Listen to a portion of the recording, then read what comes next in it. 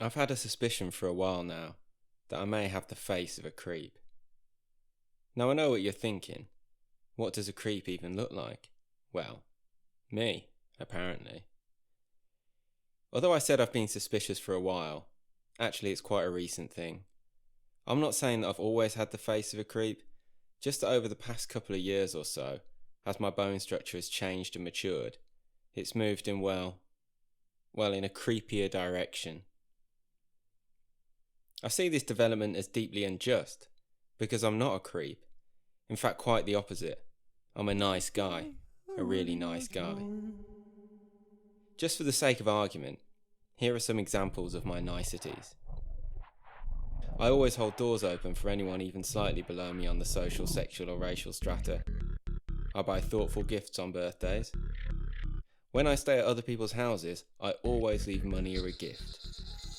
I try to visit my parents and grandparents on their birthdays, and if I can't visit, I call, and always before midday, unless something out of my power obstructs me. I always smile and nod when people are telling me things I have no interest in. In fact, the less interesting the topic, the more convincing my performance becomes. Maybe because it is just that, a performance, and that comes easier than just reacting. I often accompany friends to social occasions when they have no one else to go with, despite not really wanting to go myself. I never complain about situations I put myself in. I always do the washing up, and I always take out the trash. I'm one of those people who collects bottles at parties as I go around, and if I sleep over, I always wake up early and even though I'm hungover, help clean the house. I take blame for things I didn't do if I think it will be easy on the person who is actually to blame. This mostly happens at work, but has on occasion happened in my private life. But I don't just rely on my self-observed evidence to prove I'm a nice guy. I've overheard other people describe me as one, and I myself never judge other people even when I think they do things that aren't nice. However, despite all of these niceties, more and more people react to me incorrectly. Let me start by giving you an example to nip any skepticism of my claim in the bud. This happened just the other day, and by the other day I mean it actually happened quite a long time ago, but I don't want you to think that it happened too long ago because that might undermine its validity as evidence in the case I'm building here. So it's an admittedly metaphorical other day, but one recent enough to be relevant. Trust me. To set the scene, I've been at a friend's house for dinner. He'd been going through some hard times and I was being the nice guy I am, providing support. It went well. He loved the food I made, and we talked about his problems and similar problems I and other people we both knew had faced, and drank some red wine and smoked some weed. He felt much better by the time I left and thanked me for coming over. It was sometime after midnight, and the streets were deserted. And although it was a weekend, it was unusually quiet. I started to walk along the street that led to the train station. It's a long street, and even if I was to walk fast, it would take at least 15 minutes to reach the station. And as it happened on this particular night, I wasn't in any rush, and was quite enjoying being alone with the city. It is, after all, a rare privilege. So I quickly got lost in my thoughts and fell into the routine of walking, only vaguely paying attention to the dimly lit street ahead of me. So I walked, and then at one point, not all suddenly, quite the opposite in fact of suddenly, I became aware that I was now sharing the dimly lit street with another figure. She was walking a few feet ahead of me. She wore headphones and the click-clack of her heels echoed. Without any intention of overtaking her, but due to the length of my legs and the autonomy that I'd given my legs over the process of walking, I was quickly approaching her and her click-clacking heels. As I passed her, I made eye contact and smiled, before continuing on ahead. And as the distance between us increased, I became less and less aware of the click-clacking heels on the cobblestones, and soon returned to being lost in my thoughts, alone, or so it seemed to me, with the metropolis. A rare delicacy, but I think I've already said that. On the station platform, I watched two junkies burn foil and fall asleep. An alcoholic in a wheelchair pissed himself while staring at me, and someone took a photo on their phone. And two men, who from their leather outfits I assumed had been bikers before a few decades of abuse, had turned themselves into a kind of human leather, jerky, all dry and sucked of excess, accosted me for reading a book at a station, their aggressive questioning of my apparently unexplainable choice, fair enough given the context, distracted me until the train arrived, and so it was only as I got on and found a seat that I noticed the young woman wearing the headphones. She sat down opposite me, and I smiled, and then went back to reading my book. I'd found the book on the street, and it was missing its front and back cover, and the first and last pages, so I didn't know its title or the name of its author.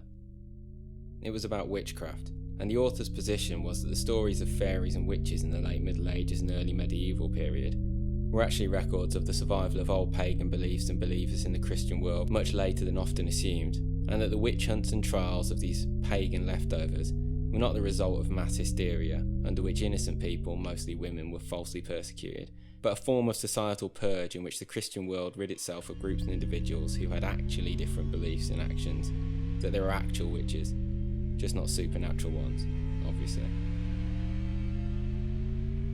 The author didn't offer any real evidence for his interpretation, or at least hadn't so far. The book had long gone orange pages and the distinct musky smell that made me think it was probably published in the 50s.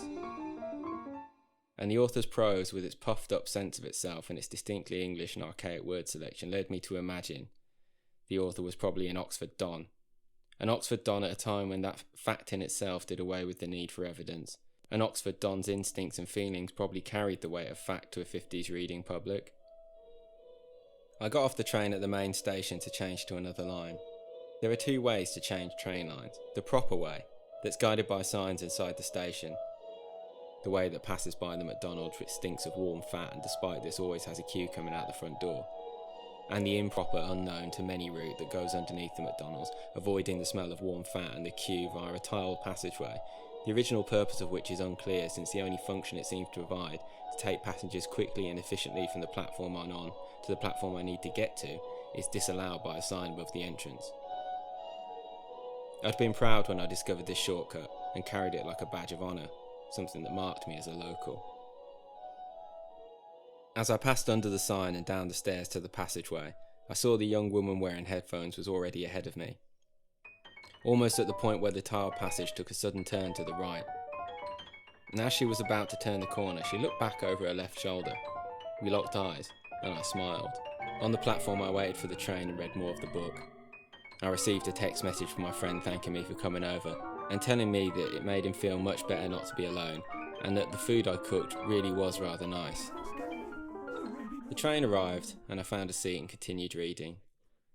The tone of the book had really started to annoy me, and now I'd imagined the smug face of the Oxford Don, I couldn't help but want to throw the book away, maybe leave it on the train or drop it onto the street where I'd found it, or methodically tear it into little pieces and flush it down the toilets of a public library. Being annoyed, I slammed. In truth, the slam was quite accidental and more of a slap, the book being a paperback, the book shut, and put it back in my pocket, and decided to postpone its fate to be decided at a later date. I looked over at the young woman in the headphones. She was standing, swaying and rocking with the movements of the train. Her right hand gripped one of those hanging hand grips that macho lads do pull-ups on crowded summer trains. This train was however empty except for me and her. I let my eyes lazily examine her face properly for the first time, and thought that she looked like someone I'd known before, but I couldn't work out who she was. She just seemed non-specifically familiar, like a street you've never been on in the town you grew up in. As the train approached my stop, I got up. Out of the corner of my eye, I saw that the young woman was now standing very close to the door. The doors beeped twice, and then before the third beep, the one that coincides with the doors opening, she looked over her shoulder at me, and her face said, "Fear," and I noticed that she was gripping her shoes in her hands, the pointed heels like daggers, and I knew what was about to happen. The moment the doors opened, she sprinted off the train, and despite all the logical reasons not to, part of me wanted to chase her down and tell her that I wasn't chasing her, despite having just completed the very act of chasing I would now be denying. It would of course be the truth, or at least a truth. Chasing someone to explain that you're not chasing them is not the same as actual chasing, but an unbelievable truth, a personal truth, and as such an easily disprovable truth as far as anyone else is concerned. You are how you act, or you are how people perceive you to act. So I didn't give chase. I've always liked that phrase, give chase. I'll just say it once more. Give chase. Okay, just once more. Give chase. Instead, I acted as if nothing had happened and walked slowly to the end of the platform and then down the staircase that leads to the street. And as I prepared to cross the road to the building I live in, it's just opposite the station, I noticed the figure of the young woman bent double, catching her breath under a lamppost. The lamppost she stopped under is beside the metal gate that leads into the backyard of my building. It's the same gate that I would have to go through to get to my flat. So then two things happened. I realised I'm also standing under a lamppost, and as if for dramatic effect in a bad movie adapted from a bad comic, it flickered. And when it flickered, she looked over at me, her pursuer, standing under a flickering lamppost, looking, thanks to the whole mise-en-scène, like a real creep. I'll explain the use of the word creep later, but rest assured it's got nothing to do with the Radiohead song. Radiohead are shit, that's me the writer saying that, not the character. There's dissonance. The second thing that happened is that she screamed, really, really fucking loud, and went through the metal gate into the backyard of my building. I waited a moment to see if anyone, or the city or the world, reacted to the woman's scream. And then when I was assured of all their apathy, I went home.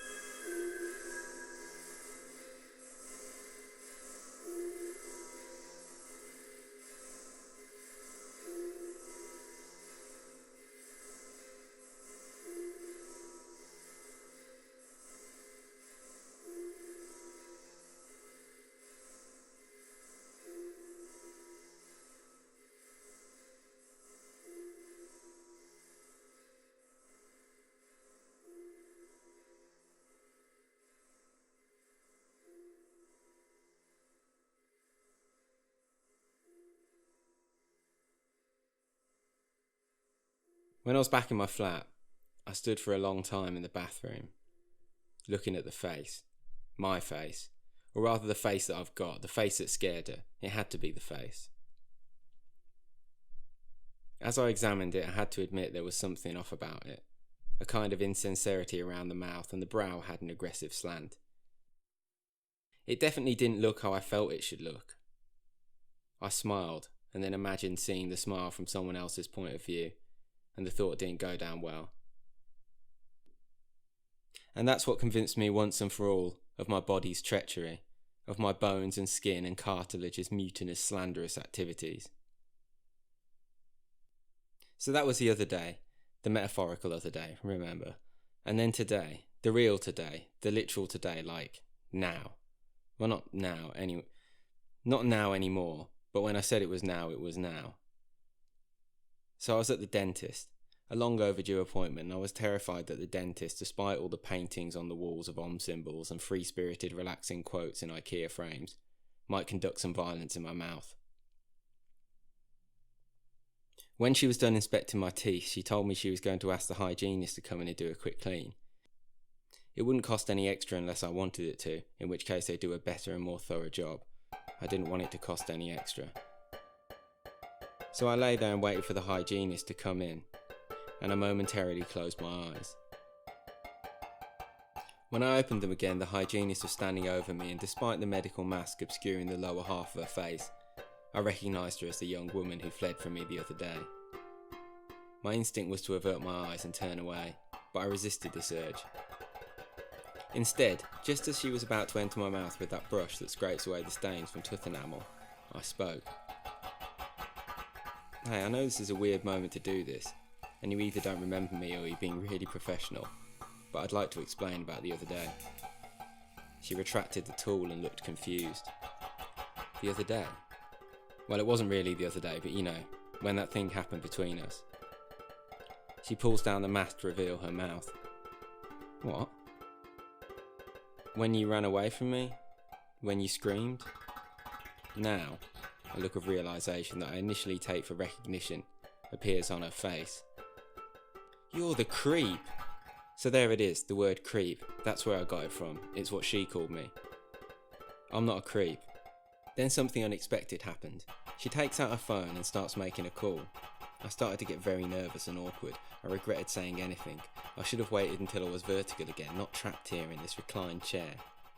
And when I'm still trying to decide whether to sit up, I'm forced to listen to her phone call, which only makes the situation worse. Hi, it's me. Guess who I've got in the chair? The creep. Yeah, he thought I was you and tried to apologise. Of course. She finishes the call and takes a step back towards the door.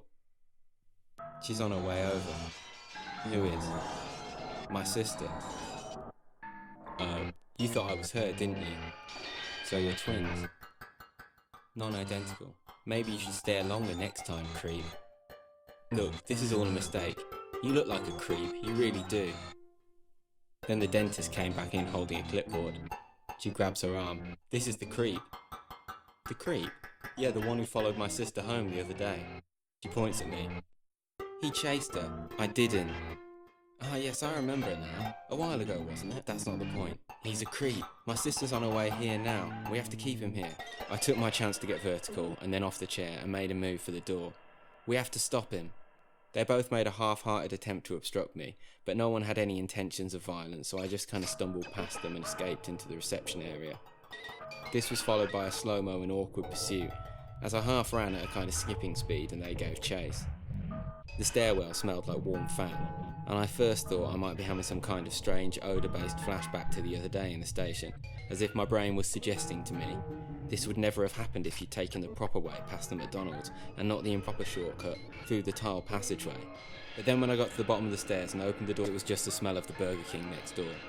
This was a relief, but before any endorphins set in, I saw her coming at me across the street, her finger pointed like when a kid makes a gun with their hand. You, creep! It was her, the real her, the hygienist, very similar looking, but non-identical, twin sister, aka the woman in the headphones with the click-clack heels. I fled, and she shouted after me, "That's right, you run, creep!" People stopped to watch the scene, and I confirmed her accusation by my continuing to run, which she had cleverly built into her accusation as a confirming action. I thought about all of this while running, and someone started filming just in time to catch her scream at me one last time. "I know what you look like, creep. I saw your face."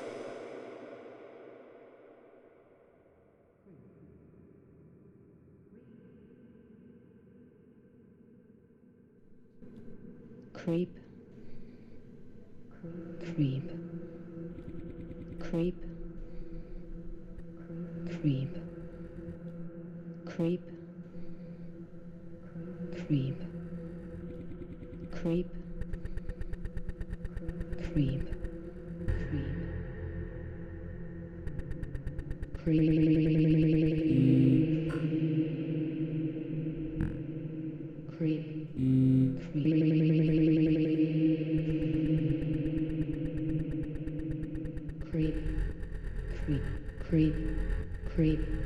Creep. Creep. Creep. Creep. Creep.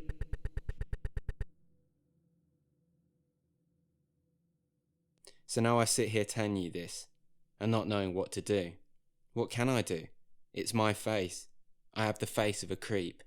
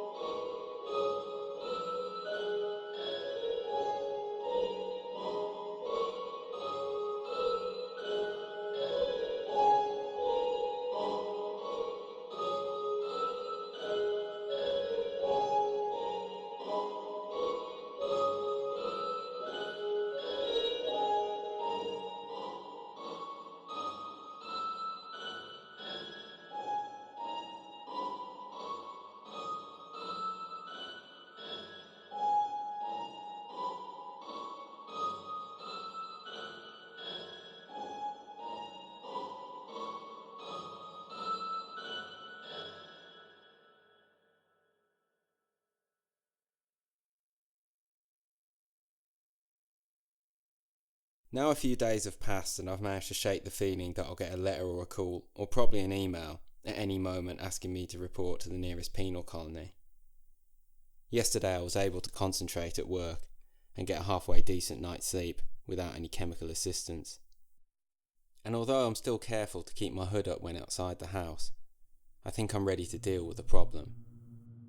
And while I have this conscious thought, in which I imagine to myself that there is a solution somewhere out there to my self-diagnosed problem, a pop-up ad appears on my phone and simultaneously on my laptop.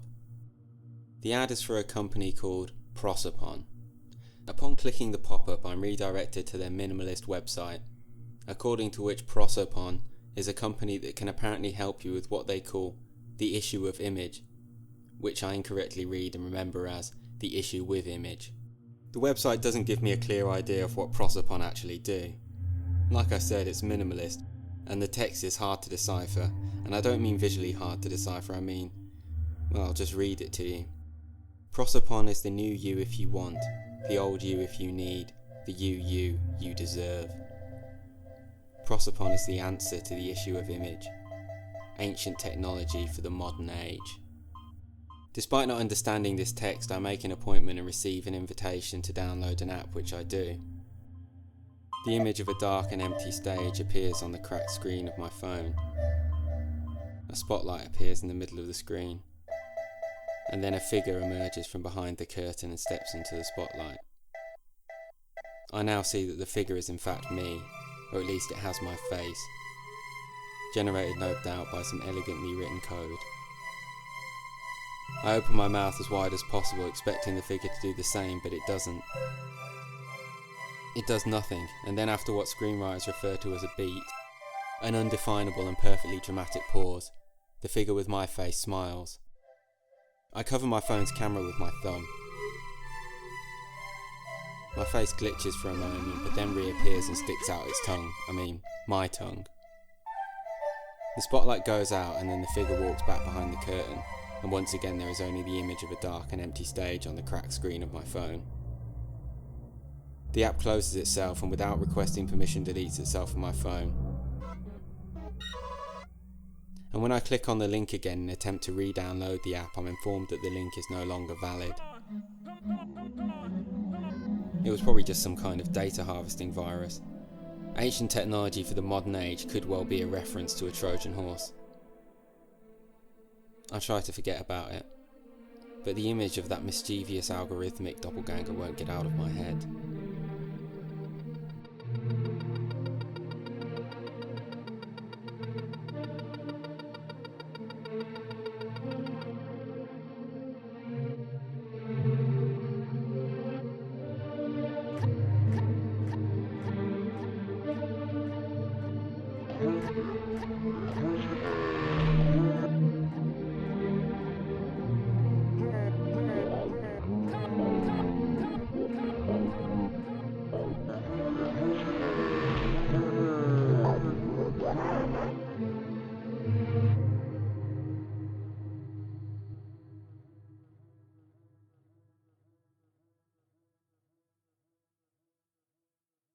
Prosopon's office is in a former industrial building that was empty and run down last time I passed by it, but is now all polished girders and mid-century furniture.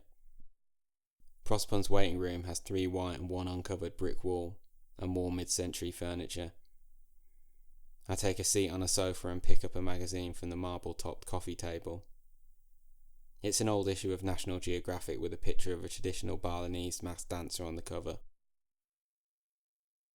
I flick through it, but apart from the captions on a few photos, I don't stop to read any of the articles. I put down the magazine and pick up a book. It's a book called The Commedia dell'arte, with an illustration of performers on the stage wearing distinctly grotesque long-nosed masks.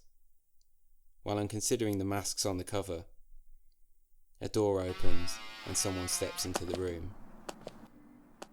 The person is wearing a suit, the cut of which doesn't quite tell me if it's a second-hand, old, badly fitting suit or a new and expensive, trendy fitting suit, tailored to be lacking in shape. But I shouldn't really be talking about the suit too much because it's not really relevant. What is relevant is that the person is wearing a mask. And it's not like any type of mask I've ever seen before. It doesn't really look like a person's face. But then on the other hand, it's not cartoony or silly in any way. What it makes me think of most is when you try and imagine the face of someone you haven't seen in a very, very long time, and you struggle to remember their features, but still have the feeling that you'd recognise them if you saw them again in real life. It's a manifest that. You can come into my office now.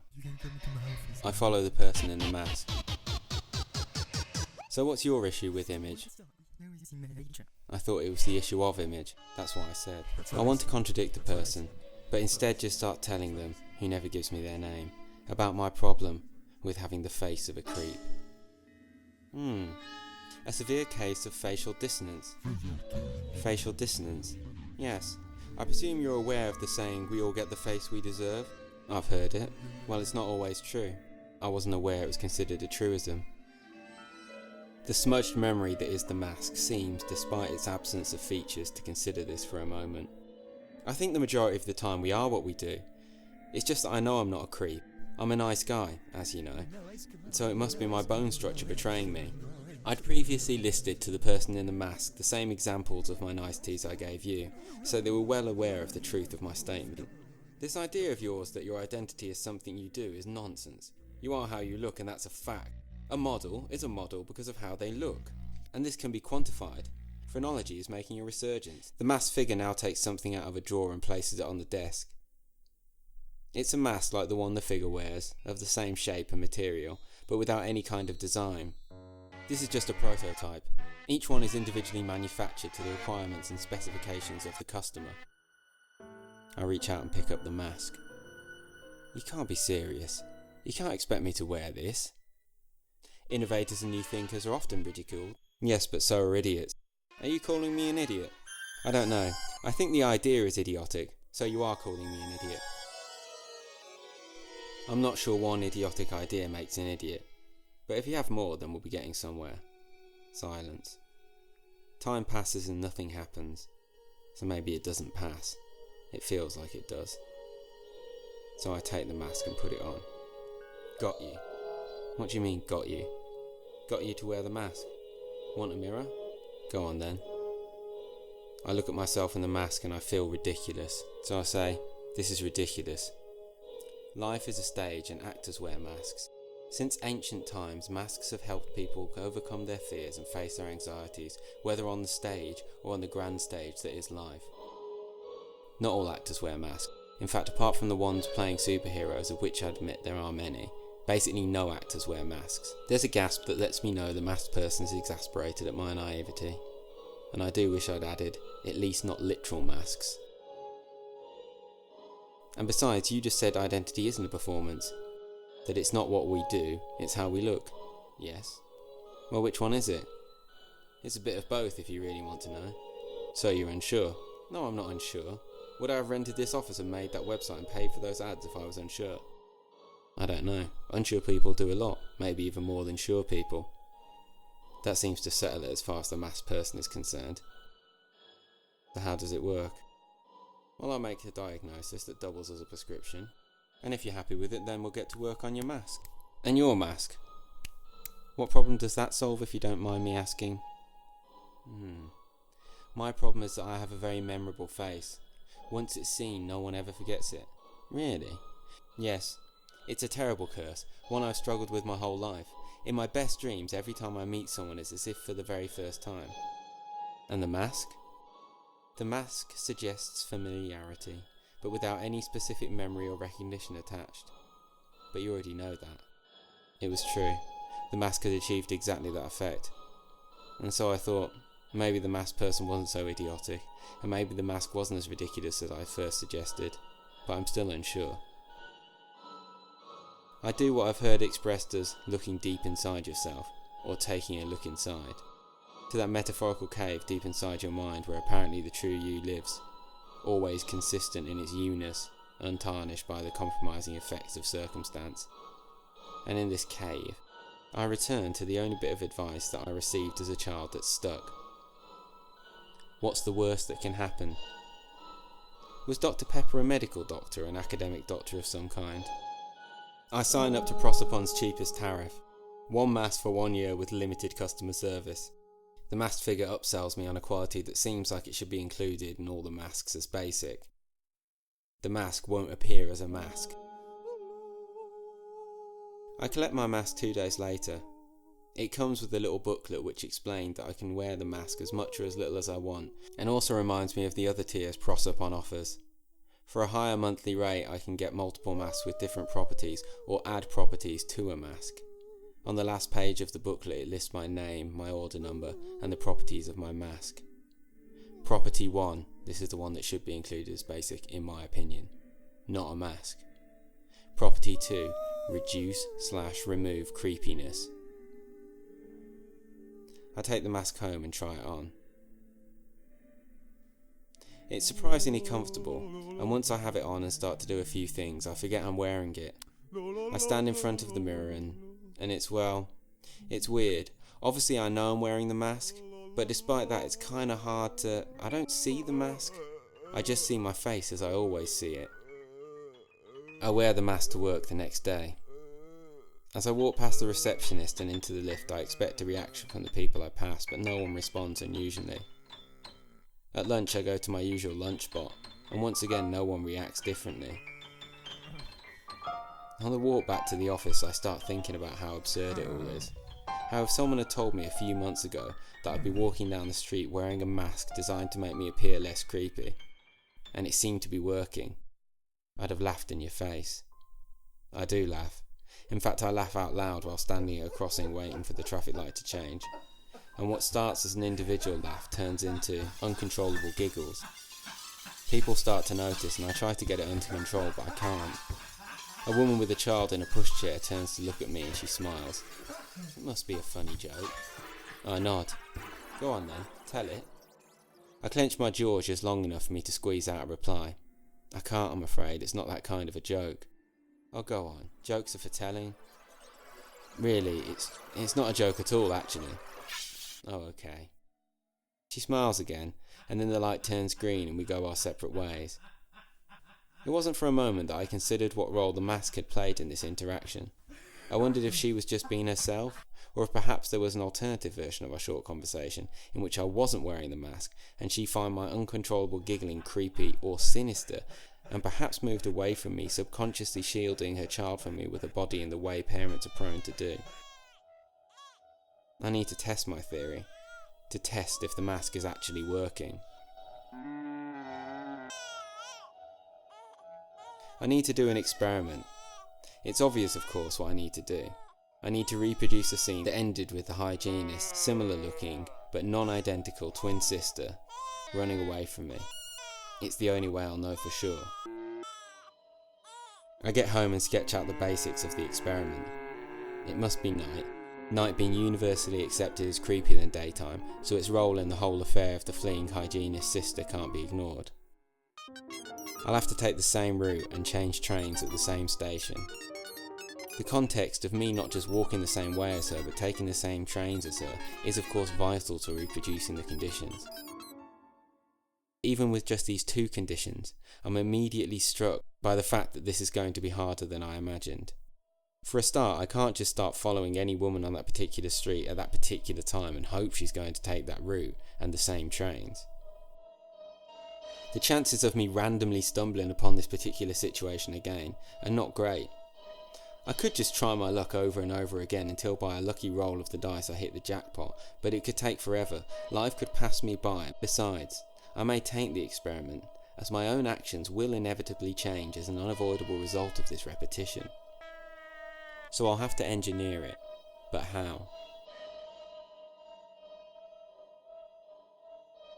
The more I think about it, the more I'm aware of the number of possible factors that would have to be considered. I start listing them, but they're seemingly endless. With every passing second my brain offers another obstacle to the fruit of its own labour.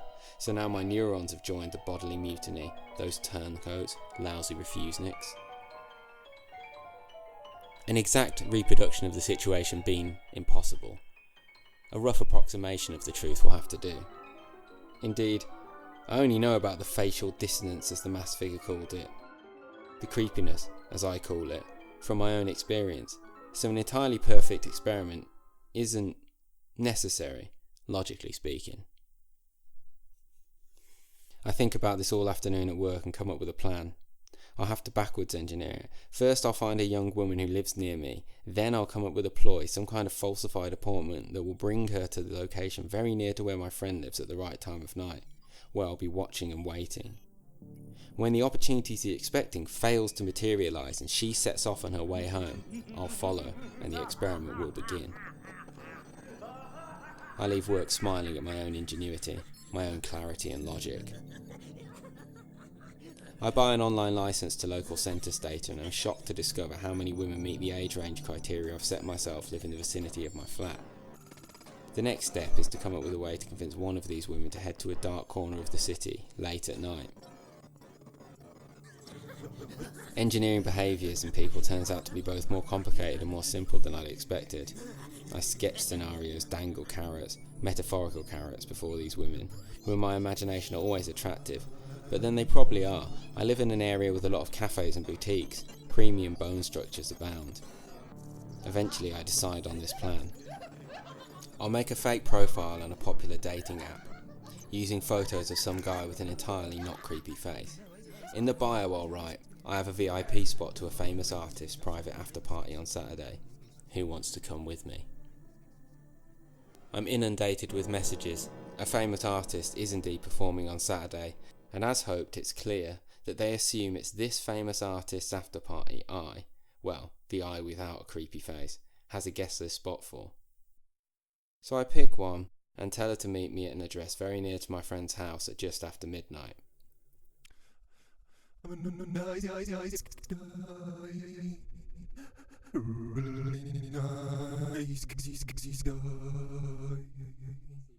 Midnight on Saturday and I find myself standing in a phone booth waiting. She's early and I watch as she takes out her phone. She taps around on the screen with her finger. She holds the phone at arm's length and takes a photo of herself. After a moment her face contorts in confusion. I know why, of course. She's just discovered that the account of the man with the not at all creepy face has disappeared. She grips her phone tight for a moment, then presses it to her ear. She pirouettes in outrage and then starts walking.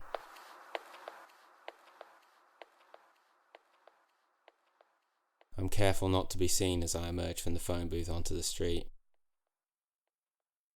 I start walking along the street that leads to the train station.